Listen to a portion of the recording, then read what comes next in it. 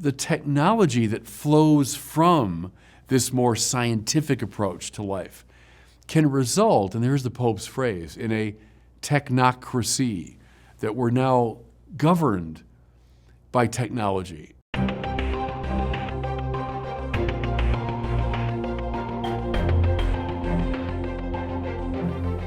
Welcome back to the Word on Fire show. I'm Brandon Vogt, the host and the senior publishing director.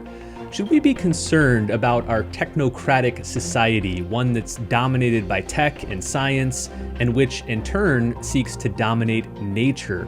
And what can Pope Francis teach us on this topic? Well, that's what we're discussing today with Bishop Robert Barron, who is freshly back in Minnesota from his trip to Washington, D.C. We'll talk about that in a moment. But Bishop, good to see you. It's been a while. It has, Brandon. Good to see you as always. I'm just getting over a cold, so I hope I don't have too many coughing fits during our time today. Well, I do want to get into this interesting topic, but we haven't been together in a while. I thought we could briefly update people on 3 different events you recently did. One was the Heritage Foundation, which I think was just yesterday. Is that correct, now that we're recording this in March? They're running together. I think it was yesterday, or the day before. How did that go?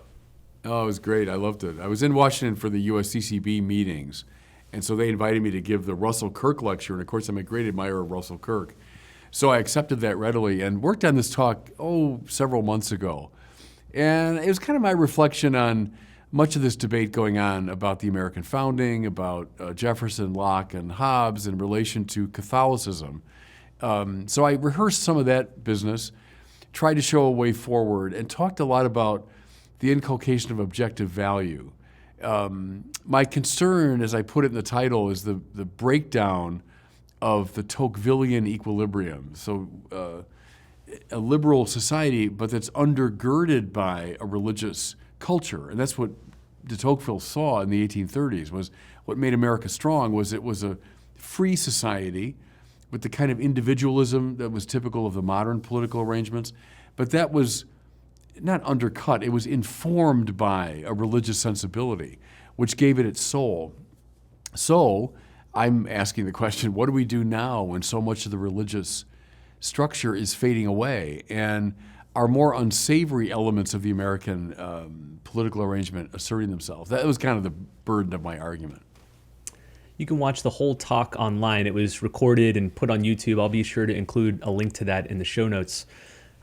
Another really interesting thing you did was sit down with Brett McKay from the Art of Manliness podcast. The Art of Manliness is one of the largest men's websites and podcasts in the world. And he wanted to speak with you about Dante. How did that conversation go? I loved it. You and others have told me about his podcast. I didn't know it that well. I liked him a lot. I thought it was a really interesting conversation. I love taking off from Dante, whom I've been teaching for years and studying, but to do it in terms of the relationship to fatherhood and masculinity, the call of men in our society, to go on this spiritual journey of courage, and of moral demand. So I thought that was a very useful conversation, yeah. And I'll link to that one as well in the show notes. Third and finally, you had a discussion with our old friend Alex OConnor. You've talked with Alex a couple times. Alex, for a while, had a YouTube channel called The Cosmic Skeptic. He was one of the most popular atheists on YouTube. I think he has hundreds of thousands of subscribers. He started kind of a new spin-off show. I think it's called Within Reason. And he brought you back for another long-form discussion. How did that one go? Good. Yeah, that was recorded here at my house, several weeks ago now, I guess, but I just appeared. I was glancing at some of the comments. Of course, there's a lot of comments already, well over 2,000, I think, But they were a good mix of, people that were very appreciative of the conversation. There were religious people, and then, more his usual audience of skeptics and atheists. And I thought the comments were good, predictable to some degree. But I enjoyed talking to him. I always have. And there was he just used a different style or a different format this last time. Seemed more kind of curious about, the religious point of view, and he wasn't in a polemical mode so much, but a more curious, investigative mode. So I thought that was interesting, helpful. Well, let's shift now to the topic of our discussion today, and it's the theme of technocracy.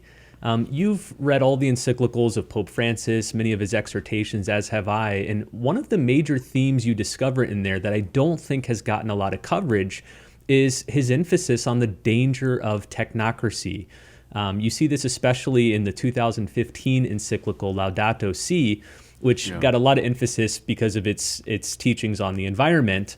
But in that encyclical, he coined the phrase the technocratic paradigm. In fact, he used that phrase 5 times in the encyclical. Here's what he says. I'm going to quote him.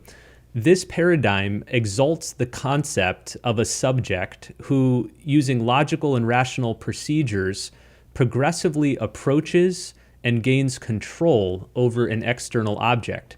It can be said that many problems of today's world stem from this tendency, at times unconscious, to make the method and aims of science and technology an epistemological paradigm which shapes the lives of individuals and the workings of society. All right, lots of big words there. So help unpack that for us. What exactly is he getting at? What's the technocratic paradigm that he's concerned about?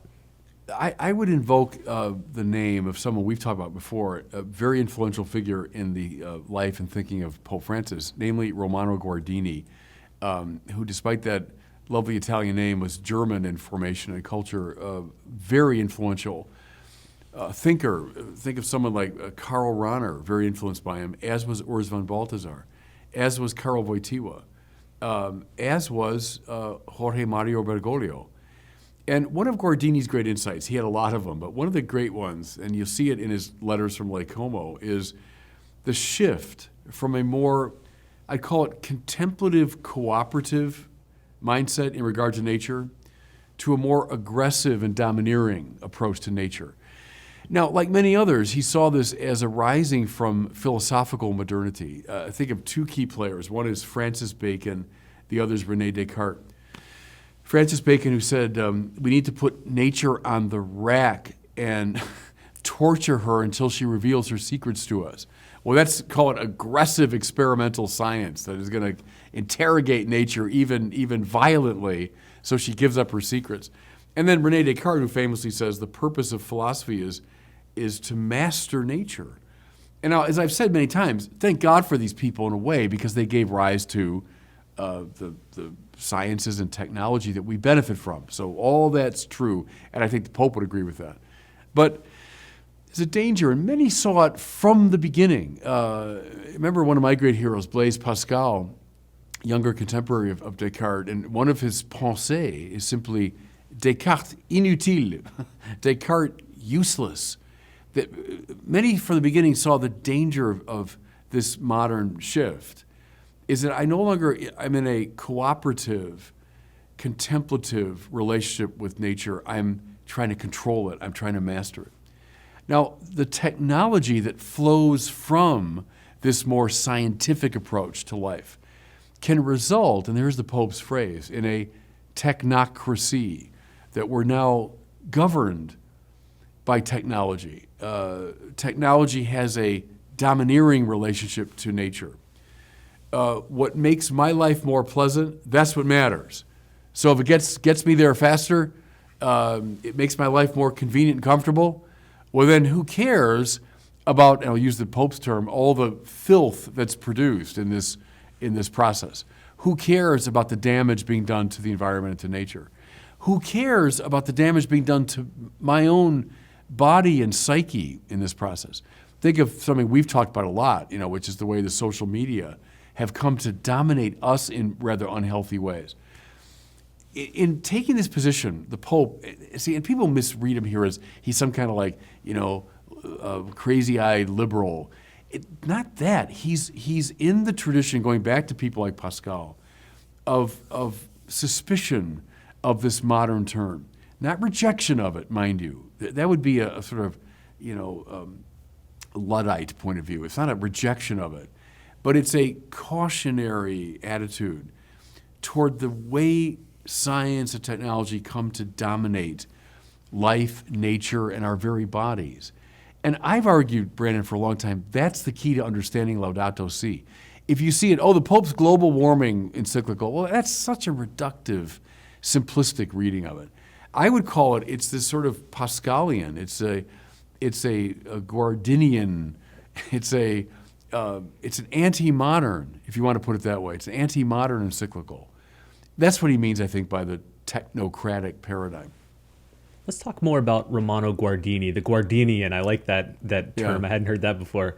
In Laudato Si, Pope Francis cites Guardini 5 times. He did his doctoral work on Guardini. I think he didn't quite finish it, but he studied him extensively. One of Guardini's most famous books from the 1920s was called Letters from Lake Como, Explorations in Technology and the Human Race. And it's, again, a series of letters.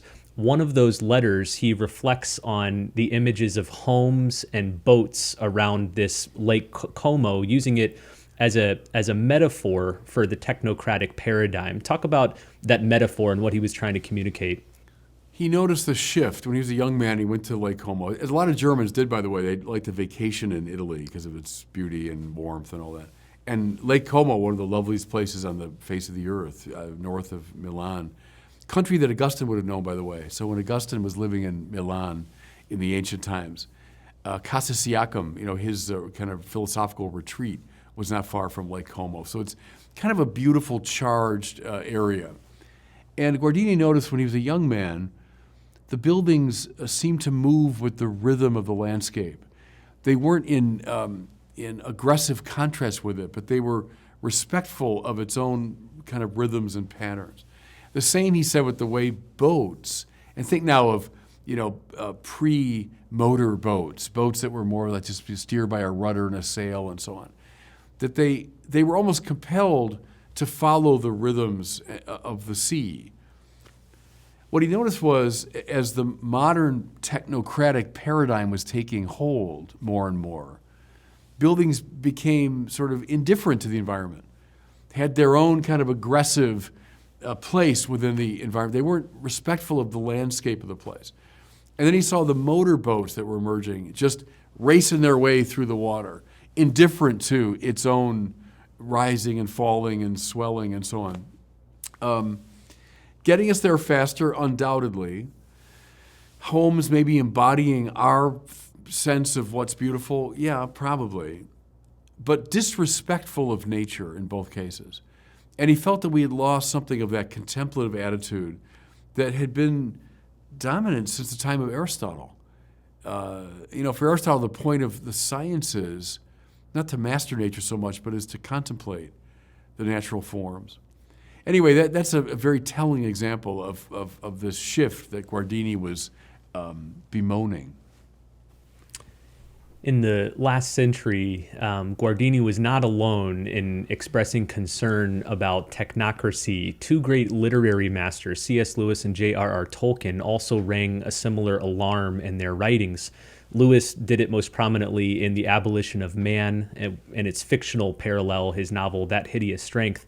And then Tolkien did it through The Lord of the Rings.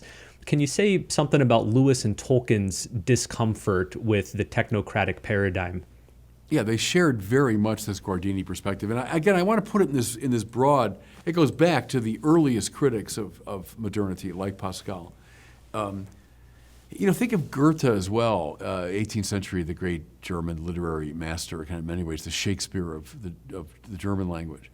Goethe saw the same thing. He was at war with Newton. The Newtonian science was becoming dominant at that time. And Goethe was very concerned about it because of these aggressive, the dominance of the subject over the object. Goethe wanted to recover this contemplative, respectful attitude toward nature, allowing nature to reveal its secrets, not to torture the secrets out of nature. Well, look at someone like Tolkien now, and I have in my mind those images of Saruman, right? And the devastated, blasted country around him, the trees having all been eliminated, as he's producing armaments and these artificial creatures, right? He's sort of creating through his own will and power something that's wrecking nature, destroying nature. He's becoming more and more powerful, but also more and more monstrous himself, and morally objectionable and dangerous as he does it. Think of the Ents, in Tolkien, these ancient, and the fact he calls them Ents, has a sense of just primordial beings. These trees that actually can speak and could walk. I mean, they're alive, but they're being so violated by this aggressive technology. He would have seen that as a sign of the capitalism, the sort of industrial capitalism that was taking hold.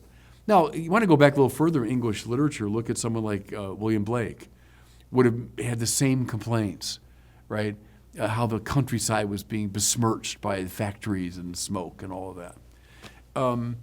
So I think they are very much right in that Guardini, and they're contemporaries. They're acting and writing at the same time. Lewis, of course, who was on to all these great trends. Lewis, who was, people forget, trained in philosophy originally. That was his natural interest in a book like Abolition of Man, which is a highly dense philosophical text. Some readers of Lewis I know are put off when you say, read the Abolition of Man, because it's a text you really got to spend time with and work with. But great interest in literature, of course, and in apologetics, but his beginning point was philosophy. So he was aware of all of these trends that we've been talking about and came down strongly on the side of the Guardini perspective. Listeners who have not yet read Abolition of Man, Word on Fire actually has a really good companion volume written by Father Michael Ward called After Humanity. It's a detailed commentary and introduction to Abolition of Man, and it comes with a free copy of The Abolition of Man. So I'll include a link to that in the show notes as well. Maybe a note here, Brandon, as we talk about this, and with Pope Francis having just had his 10th anniversary as Pope, there's a very tendentious, caricatured view of Francis as this, just kind of wild-eyed liberal, post-Vatican II liberal. But see, what we're trying to show here, at least we did it obliquely, is that he's coming up out of a very rich and complex philosophical tradition. And the figures we've been talking about, from Pascal to Lewis and Tolkien and Guardini, these are hardly standard bearers for post-conciliar liberalism, right? These are all, you might say, very conservative figures. I don't like those terms at all, but at least it complicates the picture of someone like Pope Francis, to say he's a liberal because he's against global warming. Well, I mean, what a reductive, simplistic reading of these complex philosophical trends that are in him. I think it's worth adding, too, that these figures we're discussing, Guardini, Lewis, Tolkien, Pope Francis, who are ringing the alarm bells about technocracy, are not Luddites. They recognize the value of technology and science, but they're concerned about the direction in which it could go if it was unconditioned by ethics and morality. Yeah, quite right. All right, let's turn back to Pope Francis and Laudato Si.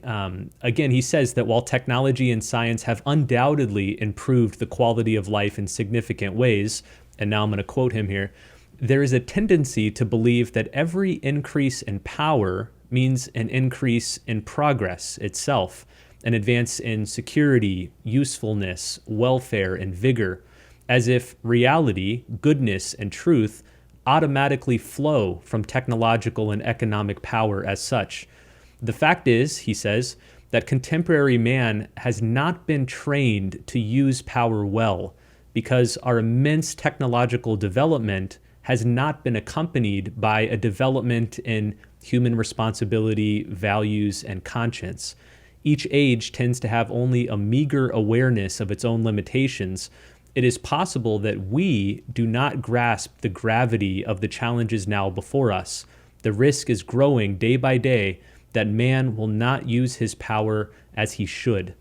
So here the Pope warns that contemporary man has not been trained to use power well, but where do we get this training? How can we learn to use technology well? Well, I mean, first a word about power, because that's a very important insight. And you point to Nietzsche, as I've often done, and he's in many ways the master of, the power, the will to power. But see, behind Nietzsche are figures like Bacon and Descartes. When Descartes says it's mastery over nature that we want, that's a power. In fact, it was Francis Bacon himself who said, knowledge is power. See, Aristotle would never have said that. For him, knowledge is a type of contemplation, right? It's a kind of reverence. But with Bacon, you have a revolution because knowledge is now power. I use it so I can exercise power. Now, again, mind you, to make lives better, all that's great. No one wants to do away with that. But if the primary reference is power, then I do lose the moral framework for that power. And then it does become very dangerous indeed. Now, lots have reflected upon this, and I'm not going to be casting all this moral blame on Bacon and Descartes, but from that move of knowledge as power and mastery over nature, undisciplined by anything like a broader moral vision, what you get is, heck, I'm going to use technology to accomplish anything that I want. The fumes of the gas chambers now. What did Hitler do but use technology in a way that devastating moral consequences? It's because it was technology utterly divorced from a moral framework. Now, just to be, in the interest of fairness, dropping atomic bombs on populations that killed upwards of 100,000 innocent people, the use of technology, but undisciplined by a moral sensibility. So the Pope is dead right, it seems to me, about that. Now, where do we get that from? We get it from this tradition, which has been too often occluded by this hyper stress on science and technology and power, right? So, why don't we have the capacity to think deeply about moral issues? Because we've seen that as, it's trivial, it's subjective, it's just, that's your cultural consensus, it's don't impose your values on me. Well, that's been a disaster, because if that's all set aside, all that's left, in fact, is our power to make our lives more convenient, comfortable, and so on. So he's absolutely right about that. And to see power as equivalent to the good life, no, it's not at all. Power is like a tool. You can use it for good or for ill. It's great to be powerful as long as that power is directed according to the path of love and justice. Then off you go. Use it all you want. But bracket love and justice or subjectivize them or relativize them. Now you become very dangerous indeed, the more powerful you become.